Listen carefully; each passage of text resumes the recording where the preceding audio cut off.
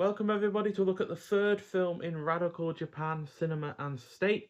9 films from Nagisa Oshima, and it is 1969's Diary of a Shinjuku Thief. So this is a new wave film. The clock's in at 95 minutes long. Stars Ri Yokoyama, who was also in Suzuki's Conspiracy. Fumio Watanabe, who was in Death by Hanging. Kei Saito, who's also in Death by Hanging, and Rocco Tora, who was in The Catch and Death by Hanging. So, yeah, several cast members returning from at least one previous film in this box set. So, in Tokyo's Shinjuku district, the lives of a young man prone to theft, a young woman he meets at a bookstore, and a kabuki actor intersect. Although the third character in that aspect only really comes with the other two in the final act. So although this has a solid cast, some decent thematic weight, and at times on point cinematography, this was nonetheless a disappointment that proved to be more of an endurance test than an engaging film. This is due to there being an extremely loose plot, a lack of characterization, some poor cinematography, editing, and sound. There are a few scenes that are done in a, there are few and far between scenes that are done in a satisfying manner. Awful pacing that quite frankly made this feel twice as long as it is, and it just overall is quite dull. So yeah, massive disappointment in comparison to the previous two, to be honest, which I thought were getting better and better as from each film to the next. Because the first film I gave 3.5 out of 5, second film I gave 4 out of 5. Enjoyed both really quite a lot, even though in the particular the second one I do feel like the ending wasn't quite able to properly convey what it was going for. But I still enjoyed the film for the most part for the majority of its running time. Whereas this, despite being shorter than both of those films, felt longer than both, and yeah, just doesn't really have much of a through line to keep me engaged. Which is something I really quite need in a lot of films, to be honest. Is that kind of through line, and you can certainly see the more traditional way of doing this kind of film, but you can still do that kind of traditional film in a way that is different and satisfying. And this is just not doing that in any way. It's not doing it in a mainstream kind of manner, but it's also not doing it in a satisfying or unique manner either. Because there are many kind of films like this that are new wave that from the 50s, 60s. You look at French films from this kind of period as well, and they are doing the kind of same thing as well. But yeah, I've never been a massive fan of new wave films, to be honest. It the never does particularly engage me on a any kind of level. And even though, like I said, this does have some decent thematic weight to it, particularly sexual liberation being kind of a revolutionary act, which is definitely something that you could base a whole film around. But this just doesn't go far enough with that, as far as I'm concerned, and neither does it really go in depth enough with that either. And yeah, it just wasn't satisfying at all for me, unfortunately, which is a little bit of a shame. Considering I really enjoyed the previous two, and I was hoping that we're on a bit of a roll with this box set. But yeah, this third and final film in this case, at least, is yeah, a massive low point, and unfortunately, the probably my least favorite film I've seen from Radiance film so far. And I'm only going to give it 2 out of 5.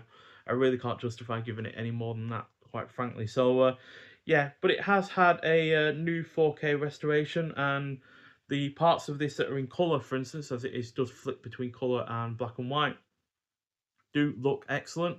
And there are certain parts of the black and white cinematography that also looks pretty good as well.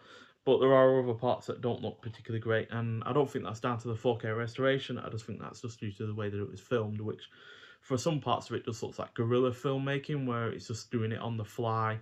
They don't seemingly have permission at certain times to be doing this kind of filmmaking, because there's a certain scene at the beginning where they're outside and there are a bunch of people surrounding them, and they sometimes are either looking at the camera or don't realize that they're on a film. Same case with a bookstore scene. And I know it says at the beginning that it thanks the participation of the particular bookstore, but the participation of the bookstore does not mean that the people that are in there are, you know, actors or extras or anything like that. Because again, they are staring at the camera at times. So yeah, it just feels like a lot of this has just been undone on the fly. Maybe there were hours more worth of footage that was out there, and they've just cut out what they could and stitched together any kind of semblance of a plot, but just doesn't come together in a satisfying manner, unfortunately. It does have uncompressed mono PCM audio as well, And then on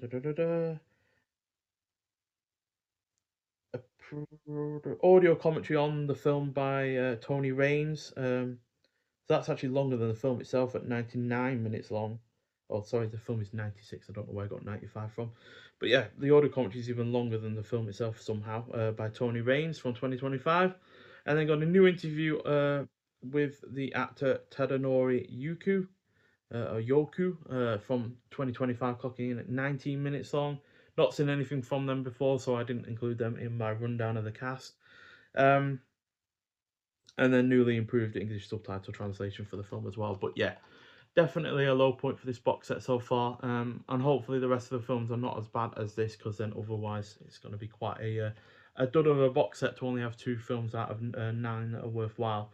Obviously, 2 of those films aren't, you know, feature length films. One's a short, sub-hour documentary, and one of them is obviously a short film that we've already talked about in the previous film. But still, even if it was 2 out of 7, that would be pretty poor in terms of a ratio. So, yeah, but hopefully the next film is as good as the first 2, and that'll be 1969's Boy. So it's slightly longer than this one by a minute, but hopefully this has a much more satisfying plot. So yeah, overall a disappointment, but I'm sure I'm probably in the minority on this. But yeah, like I said, New Wave films have been extremely miss more than hit for me. So yeah, it's just not quite up my alley, unfortunately enough. But yeah, I'm glad I watched it, because then it shows that yeah, not every director is perfect. I'd rather have, a few films that are good, and then one that is slightly less than good, and just prove that there are low points for each director. I don't think any director I've seen films from entirely have been all great.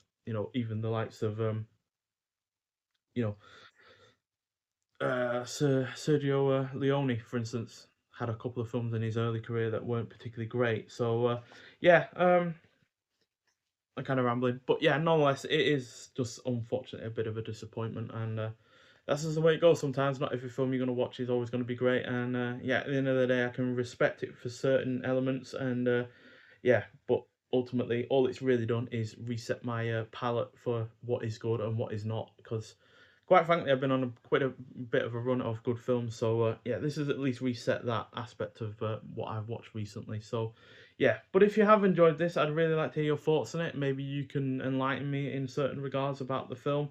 I'd love that to be the case, and maybe I can reevaluate it in my own time. But unfortunately, like I said, it is only a 2 out of 5. But nonetheless, thank you for watching, and I'll see you in the next one. Bye.